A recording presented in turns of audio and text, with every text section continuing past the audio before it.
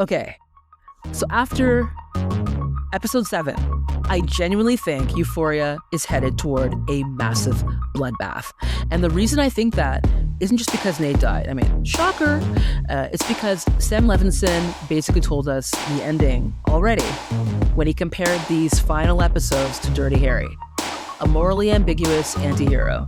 And once you start looking at the season through that lens, the symbolism suddenly starts getting very, very interesting. Hey alchemists, welcome back to Culture Alchemy. And if you're new here, welcome. I'm Antoinette. Today we're going to get into Euphoria's penultimate episode, Rain or Shine, as well as my predictions for what I think is going to be a massive body count in the final episode, what we're going to call a season, not a series, finale. And it's been a minute since I talked Euphoria on this channel, but trust me, I've definitely been watching. I know season 3 has been really divisive. A lot of people feel like it doesn't even feel like Euphoria anymore. But I think if you stop trying to watch it as if it were the same show as seasons 1 and 2, and instead watch it as Sam Levinson's, darker crime thriller adjacent Euphoria, then there's actually some really interesting things going on here. Questionable things? Definitely. Gratuitous things? Yeah, probably. But interesting? Yes. Because Levinson is a provocateur. That's what he does. He wants you to be uncomfortable. He wants you negotiating with your own moral compass while you watch. So that's why I think this episode actually worked really well. And let's get into it. I think many of us knew that Nate basically was being used this entire season for the harvesting of organs as a plot device. So I pretty much saw his end coming. But the way it came, wow. That might be actually like a personal nightmare. Buried alive, okay? A tiny air hole, a snake, a poisonous snake going down said air hole. Holy shit. I mean, I think that might be one of the worst deaths I've ever seen. And it's so ironic because the air hole becomes both his salvation and his damnation at the same time. And so what I think Levinson does really well here is he gives us, as an audience, what we think we want, but then he delivers it in such a gruesome, twisted way that you force yourself to ask, did I actually want to see that? Was that okay? Was that good? Was that satisfying? So he's constantly like manipulating the audience into renegotiating your own boundaries. And then what's fascinating to me about Nate's death was how much it was actually heavily foreshadowed.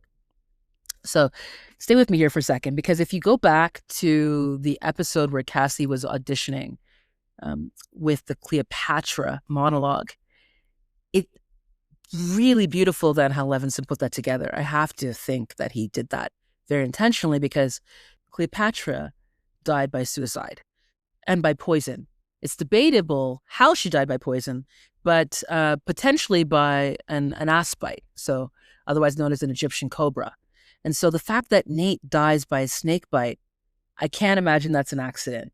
There's so much layered symbolism in that as well, because Nate himself has always been snake-like, manipulative and controlling. So his death seems extremely fitting. And it makes sense that the snake would be consumed by a snake.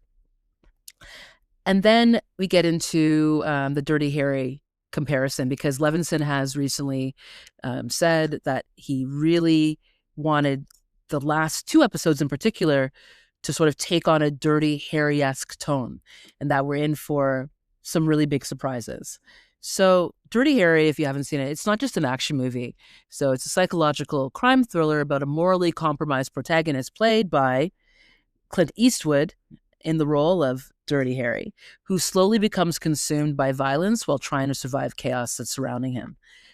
So if Levinson is saying that these final episodes are inspired by Dirty Harry, I wonder if the finale is going to involve a massive shootout. This is why I think there's going to be a huge body count. A lot of these peripheral characters, and I'll get into my my predictions as to who's going to make it out alive in a moment, but I think there's going to be a lot of bodies that are going to hit the floor. I think you can be sure as well, too, there's going to be a sense of vigilante justice. That's a huge component of Dirty Harry.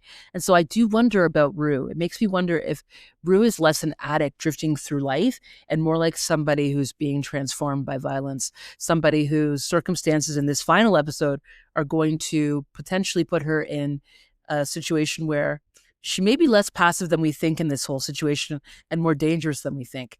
Or maybe Bishop, who many people have been saying is playing double agent. Maybe we're going to see him be the anti-hero. And in some way, he's not only sizing up Rue, but sizing up the other characters, Alamo, Laurie, her whole crew.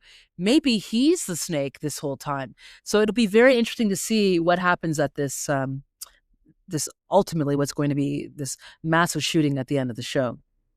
Now, I've been teasing this entire time that I think there's going to be a high death count. So let's get into it. Because I think Faye, I think, is a goner. Especially because her Nazi boyfriend talked about the way that the Nazis groomed their soldiers by having them kill the puppies that they had learned to love. That does not feel like it's a random line. I feel like somebody in that relationship is going to have to sacrifice the other. Either Faye maybe will kill the boyfriend will kill Faye. My question really is, who is the puppy in this scenario? Because I could see Faye killing her boyfriend to save Rue in a bizarre turn of events, even though we see her screaming for Wayne and what looks like giving up Rue. You never know. I could see there being a twist there. Or is Faye the puppy? And is Rue going to have to kill Faye to get out of there alive? Because I just don't understand how she's going to get out of that basement alive. What I do know is that out of that kind of unholy trinity there with Rue, Faye, and Wayne in that basement, I don't think all of them are going to make it out alive. I think for sure Faye and or Wayne are both going to die. And I think it's going to happen in some really twisted way. So stay tuned for that. I also think, even though right now we see Kitty excited to go to Mexico for BBL, I think it's going to be more like an RIP in Mexico situation. I think she's definitely going to die. I think in that massive shootout situation, she's almost being built up for us to see her fall. So I think she's definitely a goner. Now, here's a bit of a twist, and stay with me here because this may seem like it's out to left field, but I could also see Lexi dying as well. I don't want it, okay? But I think she's the character that everyone's kind of overlooking. We've seen her floating along, being inserted randomly into the lives of the other characters along the way, but she hasn't had a major role yet. So I think she's going to play a larger role in this finale, whether it's that she's actually been writing this as a screenplay the whole time and it's all been a fantasy, or whether something that Cassie said at the end of season 2 is going to come back into season 3. If you recall, Cassie accused Lexi of being a bystander in life. And as we heard at the beginning of the show with the Ali storyline, when Ali was talking about how addiction tends to be a family affair, how these things tend to impact families. And we saw that, I think, beautifully laid out backstory for Ali. I do wonder if you look at the bystander comment that Cassie made, the whole collateral damage of this whole season, how people have been impacted by the drug trade, which I think is something that Levinson is trying to bring home, right, with the whole fentanyl storyline, of course, paying homage and tribute to Angus Cloud. Lexi could unfortunately be another person who doesn't make it out of here alive. She is in the middle of all of this violence as an observer, potentially as also a bystander. So I think this could be really interesting if that's what Levinson is setting up, something completely shocking, somebody who's not even trying to be involved in this world. What if ultimately she also gets charged to the game? I wouldn't put it past Levinson to do this at all. And then, of course, we have Cassie, who I think will survive. But survival and freedom are not the same thing. So Cassie this season has become consumed by desirability itself. First, she performed the role of the perfect girlfriend, then the devoted wife, then the hypersexual celebrity. But underneath it all, it's somebody who's still desperate to be chosen, desperate to be loved. And honestly, I think Euphoria is doing this intentionally, like this comparison of Cassie to old Hollywood bombshells like Rita Hayworth. I don't think that's a coincidence. In old Hollywood, these women, these starlets, were controlled by studios. And in Cassie's world, she's controlled by the algorithm. Cassie may also now find herself being controlled by Maddy, if he lives, Alamo, or anyone else that she now owes a significant amount of money to. So I don't think it's accidental that Cassie's storyline mirrors a lot of the public conversation around Sydney Sweeney herself. I think Levinson, we saw this when he tried to do the Idol, right? The universally panned Idol project. I think Levinson, where he was taking aim at the music industry, is now coming and taking aim at Hollywood itself. I mean, we are consuming her in the same way that Cassie is being consumed. Levinson knows exactly what he's doing there. So I actually don't think Cassie dies. I think something far worse happens to Cassie. I think she survives, trapped inside the very world that she's built for herself, becomes a prison of her own making. So it'll be interesting to see what happens with Cassie, but I actually think Cassie will survive it. And I actually predict Cassie may even become a character in season 4 because, they're winding us up for a season 4. Then we get to Jules. Jules is the only one that I can't really figure out anymore because earlier in the season, I was convinced that her sugar daddy Ellis was going to accidentally kill her during one of their cellophane kink play sessions gone wrong, because I feel like he's a man who is desperate to protect his secrets. And if he feels he's going to be exposed, I think Jules is going to be in for a world of pain. Either he's going to end her life or he's going to end the life that she has as she knows it now. He can snap his fingers and take away the apartment, the lavish lifestyle, the financial support that he's providing to her. I think we may end up seeing Jules also meet a really tragic end, but maybe in a misdirect, because I think a lot of us are looking at it like she might be in physical danger. I think she might be in more emotional, spiritual, like existential danger. But we'll see what happens because Levinson is, as I said, a provocateur, and who knows, there's nothing off the table when it comes to him.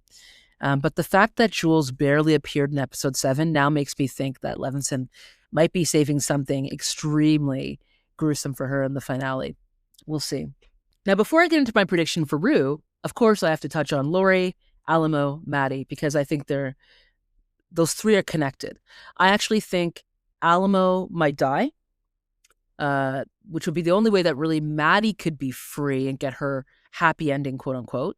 If Alamo dies, then what's more is that Maddy could then also take over the Silver Slipper, right? And she could be large and in charge again and maybe treat the women with a little bit more dignity and respect and actually run it as a viable business. I could also see Cassie maybe even working with Maddy in that way. And actually, if we talk about season 4, maybe season 4 takes place in the Silver Slipper. I don't know. Maybe that becomes another establishment that becomes a setting for another season of Euphoria. Who knows? But I think even though things look not great for Maddy right now, and she's certainly learned a hard lesson from her, dealings with Alamo, I think Alamo will die, and that will liberate Maddy from her debt.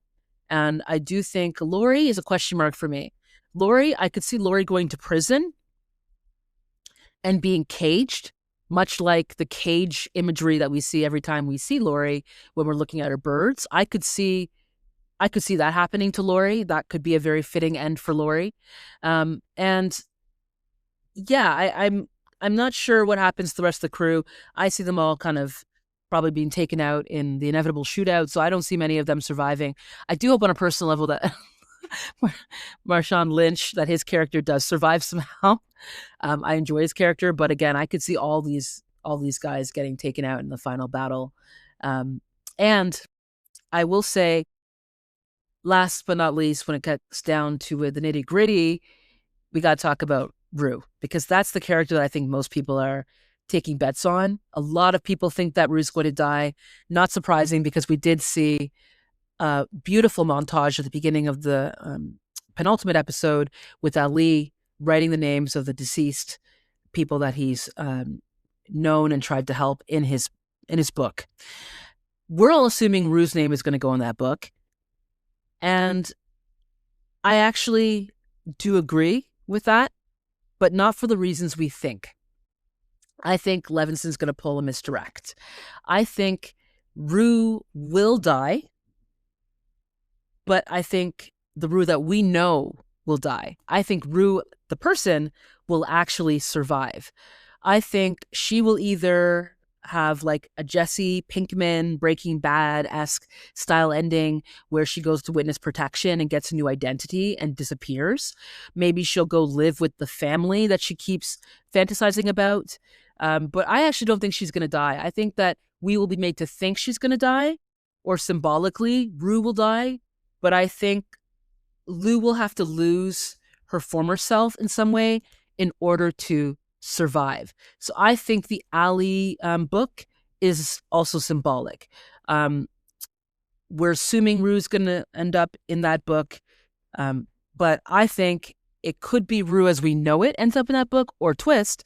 Rue might actually write somebody else's name down there instead. It could be Rue writing in that book.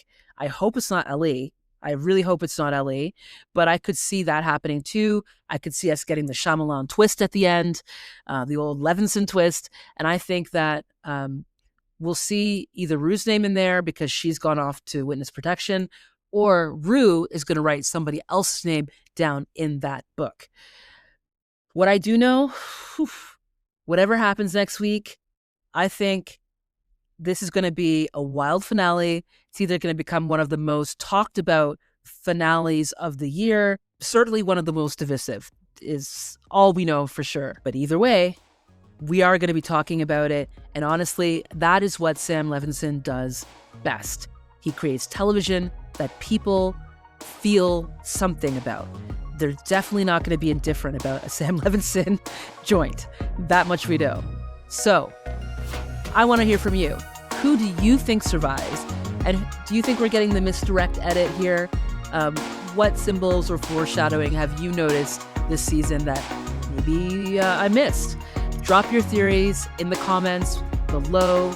I'm going to be breaking down the full finale once it drops. So be sure to like and subscribe so you don't miss that. And until next time, alchemists, stay curious.